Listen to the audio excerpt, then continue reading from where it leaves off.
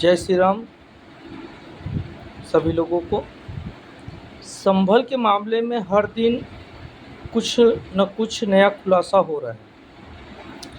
अभी संभल के मामले में नेहरू जी का भी एक लेटर सामने आया है।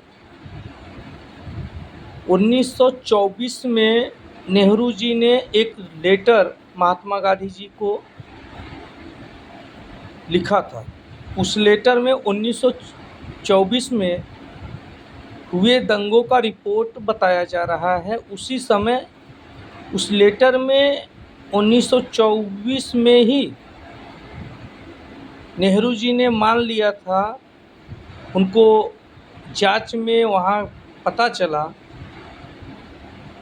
कि 1924 में ही मुस्लिम समुदाय हावी था हिंदुओं के ऊपर। उस समय भी हिंदू वहाँ पे प्रताड़ित था। उनके लेटर में ऐसा लिखा हुआ है, ये मीडिया में चल रही है। कई मीडिया चैनल कल से ये चीज़ बता रही है कि नेहरू जी के लेटर में लिखा हुआ है कि 1924 में हिंदू प्रताड़ित हुए थे, कई हिंदू घायल हुए थे, कई हिंदू मारे गए थे, लेकिन मुस्लिम पक्ष के कोई भी उस दंगे में घायल नहीं थे। ऐसा न्यूज़ में चल रहा है। भी संभल का मामला जितना अंदर तक तह तक जाएंगे उतने नए नए खुलासे होंगे। एक सर्वे टीम पे जिस तरह से पथराव हुआ, सर्वे टीम के ऊपर पथराव होना, वहाँ पे आपस में ही दंगाइयों की लड़ाई हो जाना, सर्वे टीम पे पत्थरबाजी करना, 5 दंगाइयों का मौत होना, उसके बाद वहाँ पे पाकिस्तान का कारतूस मिलना, ये एक छोटी घटना नहीं, ये बहुत बड़ी घटना कि संभल में पाकिस्तानी कारतूस के खोखे मिलना। इसको देखते हुए योगी सरकार ने वहाँ पे कठोर कदम उठाए, जिसके बाद सारे दंगाई अभी गिरफ्तार हो रहे हैं जो कि दंगा करके भागे थे। महिला हो, पुरुष हो, बच्चे हों, जो भी दंगा में शामिल थे, सबको चिन्हित कर संभल पुलिस अरेस्ट कर रही है। वो दंगे के बाद जिस तरह से योगी आदित्यनाथ जी को घेरने का प्रयास किया गया कांग्रेस और सपा के माध्यम से, उसके बाद योगी आदित्यनाथ जी ने बताया कि संभल में 1978 में क्या हुआ था, किस तरह से 1 से 2 दर्जन लगभग 24 लोगों को जिंदा जला दिया गया था। टायर के माध्यम से, ऊख के खोइया के माध्यम से हिंदुओं को जलाया गया, नरसंहार किया गया 1978 में, जिसके कारण वहाँ के हिंदू पलायन करने को मजबूर हुए। उनके पलायन करने के बाद उनके प्रॉपर्टियों पे वहीं के लोग कब्जा कर लिए। वहाँ के जो भी 68 तीर्थ स्थल माने जाते थे, जिसको पूरी तरह से क्षति पहुँचा दी गई। आज़ादी के बाद वहाँ पे हिंदुओं की संख्या 45% थी, लेकिन आज लगभग 15 से 20% बची है। ये 1978 के दंगे के बाद, सारे पलायन के बाद ऐसा हुआ। पलायन के बाद हिंदुओं के प्रॉपर्टियों पे उन कब्जे कर लिए गए। जो भी धार्मिक स्थल थे उसको क्षति पहुंचाई गई। कई मंदिरों में ताले लगा दिए गए, कुएं को, बावड़ी को, सारे को पाट दिए गए, जो कि अभी धीरे धीरे कर निकल रही है। यदि योगी आदित्यनाथ की सरकार नहीं होती तो बस कुछ नहीं होता। यही होता कि संभल के मामले में जो पत्थरबाजी हुई थी, वो मामला वहीं का वहीं ठंडा हो जाता। उस पर कोई कार्रवाई नहीं होती। यदि वहीं पे दूसरी सरकार होती तो पत्थरबाजों को भगा देती, उनके ऊपर एफआईआर नहीं करती और ये सर्वे टीम सर्वे करके जाती, उनकी जान बचती कि नहीं बचती, इसका कुछ भी आकलन करना हमारे आपके लिए गलत होगा। यदि उत्तर प्रदेश में योगी आदित्यनाथ जी की सरकार नहीं होती तो पुलिस प्रशासन भी अपने कार्य को इस तरह से नहीं कर पाती।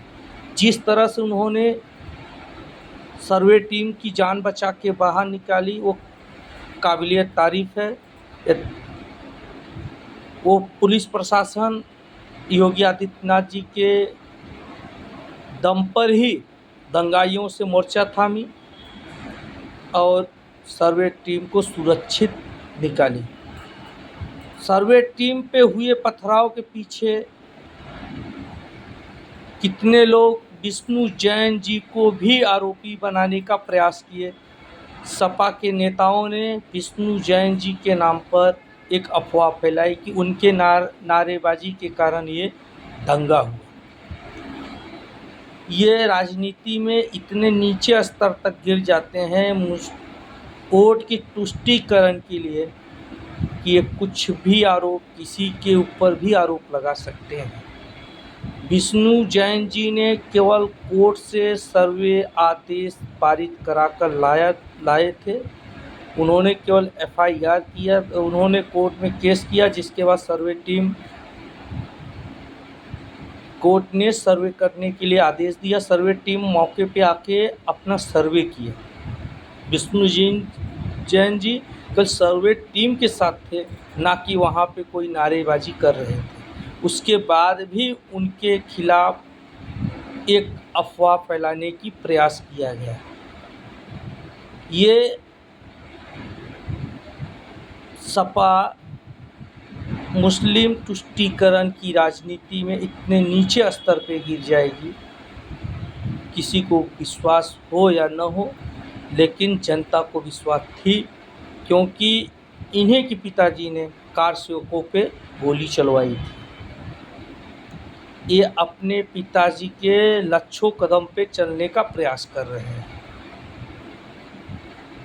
ये वोट की तुष्टीकरण की राजनीति का जवाब उत्तर प्रदेश की जनता ने उपचुनाव में दिया।